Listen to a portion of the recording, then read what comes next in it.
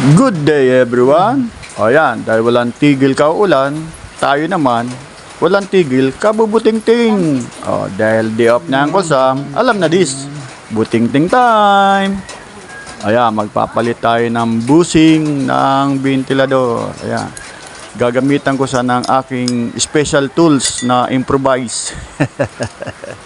Yan, para hindi tumalsik yung cap ng busing, kailangan natin ng ganyan.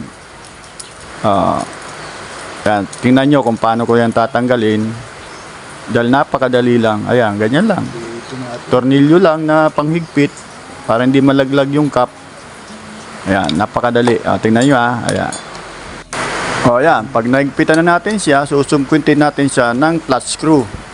Ayan, para maunat, para hindi masira yung lock niya. Nababali kasi yan pag napwersa.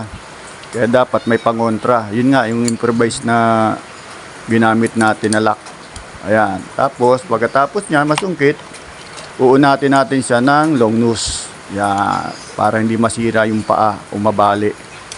Yan, dahan-dahan lang kasi nababali yan. Pag nabali yan, mahirap maghanap ng ganyang cap. Hindi kasi katulad to nung mga universal na ano. Kasi pang standard to eh. Ayan.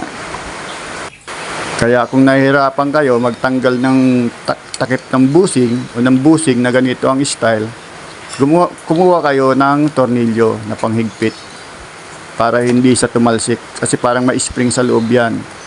Pag natanggal nyo yung tatlong paa na yan, tatalsik yan.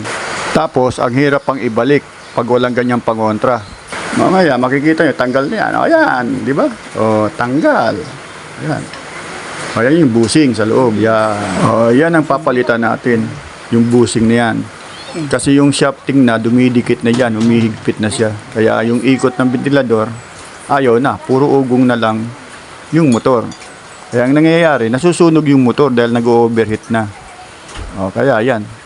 Kaya imbis ng motor ang madali, palitan na natin ng busing. Ayan. Ayan, palitan natin. Lalagyan natin ng bagong busing yan. Okay? Thanks for watching. Bye-bye.